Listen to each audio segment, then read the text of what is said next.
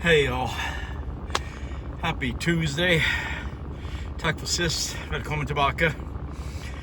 It is one hot, muggy day in the Bay Area today, especially inland. I thought today was supposed to be a little better, and if anything, it's worse. It does look like tomorrow we're gonna maybe start to get a bit of a cool down. I'm hoping. So I'm just taking a break in my truck with the AC, try to catch my breath, and I thought I would do a video.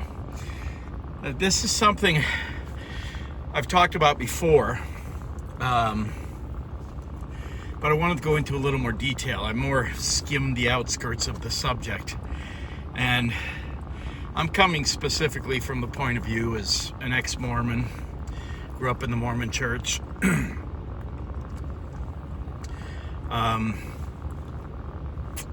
And I'm curious if it takes place in all religions.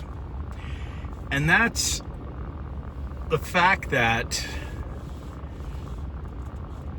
I've noticed living in 3 different countries, Norway, Canada, United States, several states, several cities in Norway, a few cities in Canada, and you know, the main doctrine of the Mormon Church kinda is the same, but there are times when there were pretty big variances in what they were teaching. And I know some of you are gonna say, well, that's not the church's fault. The church has one doctrine, blah, blah, blah. Maybe. I mean, the fact is, the Mormon Church for sure has changed in the last, well, my lifetime for sure. You know, one of the big things in 1978, they finally decided to give the priesthood to blacks, African Americans, which the fact that they didn't before is, I mean, that's one of the huge stains on the Mormon Church for me. I don't consider the Mormon Church a bigoted or racist organization at all, but somebody somewhere along the line was. I believe it goes back to Brigham Young. I've studied a fair bit about Joseph Smith and Brigham Young, and they're very different people. Joseph Smith seemed like a sincere dude from my readings. Now, I don't know. I didn't live then, and you don't know. I know some of you are going to tell me, well, I read blah, blah, blah, and blah, blah, blah, and blah. Right, you read it. None of us were there, so all we can go off of is written history. And from my readings, and I'm not saying I'm right, I'm just saying from my readings, I perceived him as a decent human being. Some of the stuff I've read about Brigham Young, not so much. I don't want to judge him completely because I don't know. Like I said, I'm reading, and like I say, some of you are going to comment and say, well, no, this and this and this. But again, you're repeating history, same as I am. You might be right. I might be right. I don't know. But, you know, there are times when the teachings can stray so far from what the doctrine is. And again, I'd love to know if this is a thing in other churches. I'm guessing it is, because people are different everywhere and cultures are different. You know, the Catholic Church in, say, Zimbabwe is probably different than the Catholic Church in Spain or in Argentina or in Iceland. Different cultures, different approaches. I believe there's gonna be, just human nature says there's gonna be differences. One of the funniest things, and I think I've told this story before, but odds are most of you haven't heard it. I should have brought a cold Coke with me to the truck because this one's warm. It's 1,000,000 degrees outside and I'm drinking warm Coke. I was on my Mormon mission. It would have been the summer of 83, I believe, 1983. So 43 years ago, almost exactly. And if you're not familiar, sometimes the missionaries will take a member with them to teach a new family or a new person interested in the church. It's kind of a bridge, between the missionaries and the members, and it's like a welcoming thing as well. So overall, it's a cool idea. We brought this little old lady. Well, I perceived her as old. She was probably 60. She's probably younger than I am now. She asked if she could come with us, and I remember she was this tiny little woman, and she was a fairly new convert herself. I mean, everybody in Norway is a convert. The Mormon Church is relatively new there. When I was there were only 4,000 members in the whole country. I don't think it's a lot more than that now. It might be 6,000. But a lot of members end up leaving too, because it's really hard to be part of a church where almost nobody is part of it. And especially if you want to marry within the church, and it makes it really tough. I'm convinced that part of the reason my dad uprooted us and moved us to Canada is partly because of that, to get us into a community with more members. But back to the story. So we take this lady, and we were teaching a family. And my memory is it was a mother, her mother, so the grandmother, and like 3 or 4 kids, ranging from about 8 or 9 to like 15 or 16. So it was 5 or 6 people. I don't have a perfect recollection of it, but it was something like that. And I can picture the lady, and I can picture her mom. The kids, a little more hazy.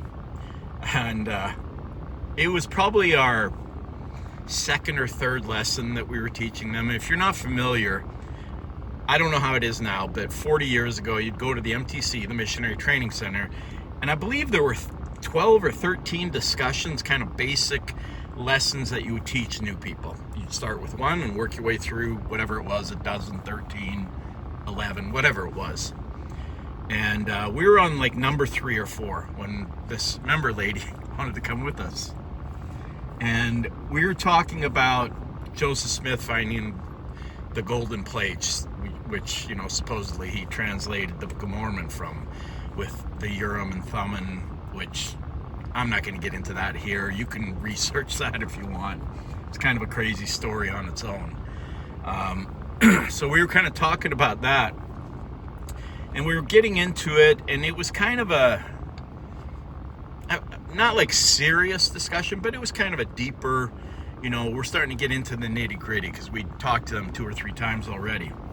And the little old lady, who was probably 60, says, "Hey, do you mind if I add something in here?" My companion specifically didn't speak Norwegian very well.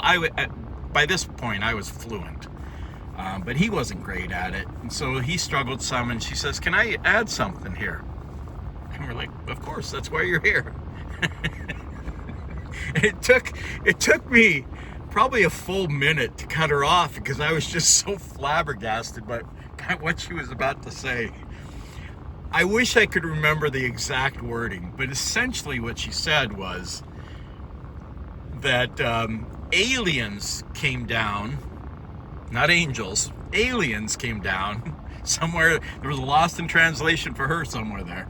Aliens came down and helped Joseph Smith find the golden plates, which he translated into the Book of Mormon. And she went into this whole story about the spacecraft. I finally did cut her off.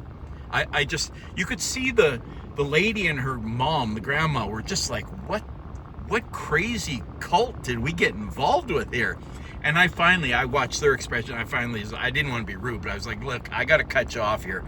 None of what you're saying is true. And I didn't want to embarrass her, but she was so out there for what we were teaching. Sorry, mustache hair. And so I had to cut her off, and she was kind of upset with me. And we talked to her after when we left, and she says, "That's true." And I says, "I don't know where you heard that, but that's not true. That's not what the church teaches." But it just kind of lends credence to the fact that, and I know my wife was taught things in Southern California that when she tells me, I'm like, that's not what the church teaches. And Southern California is a big hub for Mormons. There's a lot of LDS people in Southern California. So it's not like it was some outpost like this little northern town in Norway was when I was there. This is like, it's not quite Utah, but it's damn close for the number of members. And I wish I had some specific examples. They're not coming to me off the top of my head, but she'll talk about things. We discuss this still all the time, over coffee or whatever. And I'm like, man, I was never taught that. I don't think that's what the church teaches. But like I said, some of you are probably going to respond and say, well, yeah, the church teaches this and this. But even within specific leaders, high up, apostles, the prophet, the first presidency, I have heard contradicting things. There was a guy, when I was on my mission, what was his name? It was on the tip of my tongue. He was an apostle at the time. Boyd K. Packer. Boyd K. Packer, who ended up being at the top of the 12 apostles, I think, before he died. If he'd have lived a little longer, he probably would have been the president. I hate saying this about somebody really high up in the church that's supposed to be respected, but this guy was a jerk.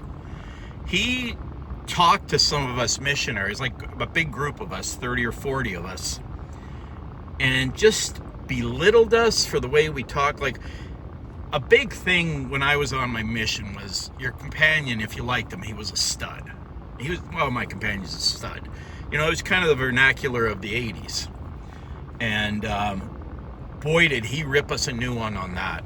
And just belittled us and made us feel bad. And when he left, I had such a bad taste in my mouth. It wasn't to the point where I said I'm going home, because I couldn't afford to go home. But it made me think about it. I was like, if somebody this high up can be this big a jackass, what am I doing here?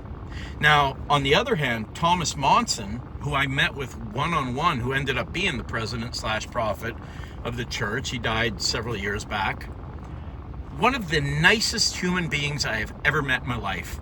If everybody in the world was like that dude, I don't care what your religion is, if everybody was like that dude, this would be a great world. We'd all get along. He was just the nicest, self-deprecating, just sweet man. He was so nice to me. I sent him an invitation to my wedding, when I got married several years later, and he wrote me a handwritten note back. I still have it somewhere. Just a sweet dude. But Boyd Packer, he was the head bishop and the lead bishopric for a while too. Did not like that guy. And when I was still part of the church, I didn't like saying that. I did say it because I felt like I was really disrespecting a high up member of the church, but he just wasn't a nice guy. But I heard him say things, and like I said, specifics are not coming to me right now, and I'm sorry. Maybe I'll write down a list of some of these things that my wife was taught, I was taught in Norway, that I had to correct. And it makes you start wondering, well, what's truth? And I'm guessing it's the same in most religions. That depending on where you are, culture is always going to play a part. Culture is a huge part of humanity. And, even like my little town in Canada, we had a culture there. That culture has changed a lot. I don't want to get into that. But yeah, it definitely dictates putting a slant on teachings or your own interpretation, and then somebody high up, say a bishop or something, who's been taught something false, or what I perceive as false, somebody else perceives as false, and then he teaches it from the podium. There's going to be a lot of people, the young kids are going to think, well, he's the bishop, of course what he's saying is right. I'm curious, I would love to hear any stories, comments about this, because I'm going to start writing some of these down when my wife and I have these discussions, or some of my friends too, because I'll be like, the Mormon church never taught that. What are you talking about? We were taught it. All of us were taught it, different places. Space aliens helping Joseph Smith. Oh, man. Anyway, I better get back to work. I don't want to go back out there. It's freaking brutal today. It is so hot and muggy. I'm just putting my headphones on, listening to my podcast, and trying to just fight through it. I got about 2.5 hours left still. Hopefully it's going to start cooling down a little bit here. It's 4 in the afternoon. Probably the worst time of the day right now, and I've got to go back to the sunny side. Anyway, that's enough bitching and moaning for me. Here's some nice stuff. Thank you so much for watching. Thank you for commenting. Thank you for subscribing, sharing. If you dig the videos, if you find them fun or interesting, or even if you find them aggravating, but something hooks you, share them. I'd appreciate it. We will talk again soon. I might even do another video tonight. I'm just having a lot of fun doing this. I did one last week that is, for me, really taken off, and it's really fun watching, reading the comments. It's the one about, Americans coming over for the world, or Europeans coming over for the World Cup, and discovering the United States is not what they were taught it is, which it absolutely isn't. I hate media. I hate our media. It's just so negative. I'm going to do a video about media. Did you know that our current media, and I'm talking about major network news, has a lower rating than Congress right now? I think they have a rating of around 11% with the general public. Because they're all liars. They just put so much crap out there. I better not get off on that, everybody.